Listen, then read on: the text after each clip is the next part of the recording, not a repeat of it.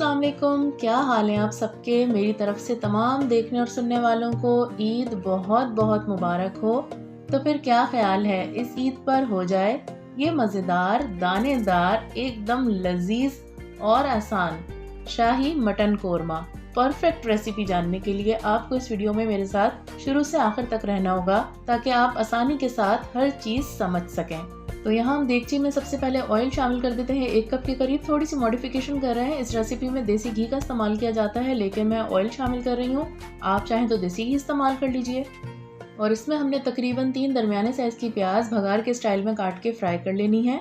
लेकिन ये प्याज 3 के बजाय 6 हैं, क्योंकि जब भी प्याज फ्राई करनी होती है ना तो मैं इजाफी करके रख लेती हूँ, क्योंकि फिर वो बाद में काम आती रहती है। तो प्याज को आपने स्टार्टिंग में तेज़ गर्म ऑयल में डालना है और उसके बाद आपने मुस्तकिल चमचा चलाते रहना है। इससे क्या होगा कि ये इवनली फ्राई हो जाएगी और गोल्डन फ्राई होते ही हमने इसको निकाल लेना है।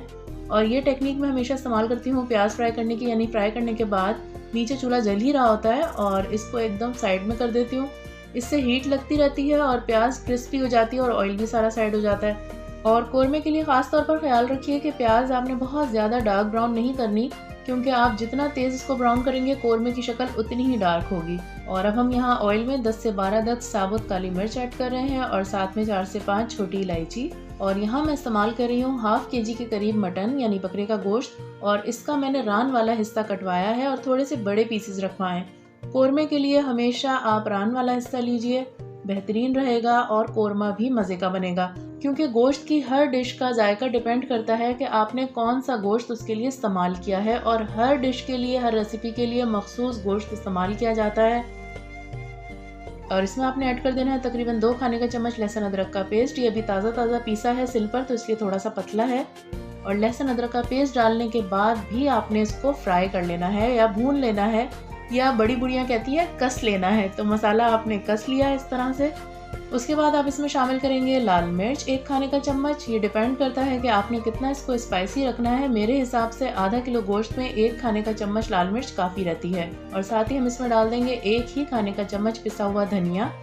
और इसके अलावा ये अम्मा वाला कोरमा मसाला, जिसकी रेसिपी का लिंक डिस्क्रिप्शन में मौजूद है, वहाँ जाके आप देख सकते हैं कि अम्मा ने यानी मेरी दादी ने ये मसाला किस तरह से बनाना सिखाया है।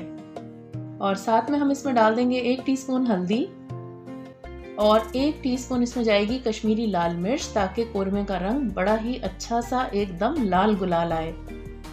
और उसके अलावा इसमें ऐड करेंगे हम 2 खाने का चम्मच पिसा हुआ खोपरा, और साथ में कुछ बादाम हैं जिनको गर्म पानी में भिगो दिया था, उसके बाद उनके छिलके इजीली रिमूव हो गए थे।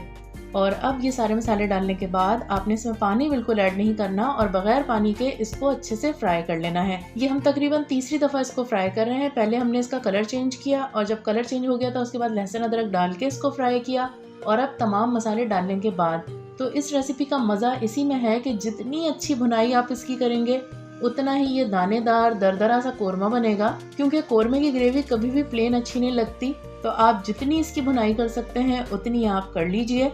तो यहाँ बहुत थोड़ा सा हम पानी लेंगे ताकि ये लगे ना और जले ना। उसके बाद दोबारा से इसको भून लेंगे। देखें, ज़रा सा पानी ऐड करने से एक अच्छी सी शक्ल इसकी निकल आई है और रोगन भरपूर है। ये देखें, अभी से ये दानेदार हो रहा है, जबकि अभी प्याज इसमें डलना बाकी है, बल्कि दही भी अभी बाकी रहता है। और अब हम चौथी मरतबा भुनाई करने जा रहे हैं, लेकिन उससे पहले थोड़ा सा पानी ऐड कर देंगे ताकि हमें भूनने में सहूलत रहे और मसाला जले ना। अच्छा, मटन की जगह आप बीफ का भी इस्तेमाल कर सकते हैं, सेम यही तरीकाकार रहेगा। चिकन में ये रेसिपी आप नहीं बना सकेंगे इस तरह से, क्योंकि चिकन तो फ़ौरन से ही गल जाती है। और इसमें है सारा कमाल भुनाई का। जितना अच्छा भूनेंगे उतना ही जायका निकल के आएगा। और यहाँ ये तकरीबन आधा किलो गोश्त में हमने 1 पाव के करीब दही ऐड कर दिया है। और दही ऐड करने के बाद दोबारा से इसको मिक्स कर लेते हैं अच्छी तरह से। अच्छा, कोरमे में मसालों का तनासुब रखने का एक बहुत ही आसान सा मैं तरीका आपको बताती चलूँ कि जितनी उसमें लाल मिर्च जाएगी उतना ही उसमें धनिया होगा। और ये देखिए कितनी शानदार इसकी सूरत नज़र आ रही है। और इसमें हमने इतना पानी डाल देना है कि ये आराम से गल जाए। रान वाला हिस्सा है, इसलिए 45 से 50 मिनट लगेंगे। और हमने इसको मीडियम टू लो आंच पे पकाना है, बहुत तेज़ आंच नहीं रखनी। फ़िलहाल हम तेज़ आंच करके इसमें उबाल ले आते हैं, ताकि एक दफ़ा उबाल आ जाए तो फिर हम इसको ढक दें और 45 से 50 मिनट के लिए पकने दें। तो टाइम हो चुका है पूरा, आइए चेक करते हैं। वाह जी, माशाल्लाह ज़बरदस्त। और पानी खुश्क हो गया है, क्योंकि कोरमे में हमने पानी तो बहुत रखना नहीं होता। और यहाँ हम इसमें ऐड कर रहे हैं हाफ कप के करीब क्रीम। क्रीम डालने से जो इसका फ्लेवर आएगा ना, ओ हो, जैसे मुंह में घुल गया। इतना शानदार, आप ट्राई करके देखिएगा। मिक्स कर लेते हैं इसको। और अब बिल्कुल फाइनल स्टेज है, गोश्त गल चुका है। इसके अंदर हमने ऐड करनी है प्याज, जो कि हम फ्राई करके रख चुके थे। ये एकदम कुरकुरी हो रही है, तो अब इसमें से हाफ क्वांटिटी हम अलग कर लेंगे, क्योंकि हमने इजाफी प्याज फ्राई की थी, और हाफ को हम हाथों से बिल्कुल चूरा करके इसमें ऐड कर देंगे। ये देखिए क्या दानेदार कोरमा तैयार हुआ है। और प्याज आपने बिल्कुल लास्ट में ऐड करनी है, क्योंकि वो ऑलरेडी पकी हुई है, यानी बिल्कुल फ्राई की हुई है। रंगत देखिए इसकी, और इसका टेक्सचर देखिए, लग रहा है ना एकदम मजेदार सा शाही कोरमा। ऊपर से आप डाल दीजिए इस पे बादाम और सर्व कीजिए, दाद वसूल कीजिए। मुझे इंतजार रहेगा आपके फीडबैक का। अपना रखिएगा ख्याल, फिर मिलेंगे। अल्लाह हाफिज।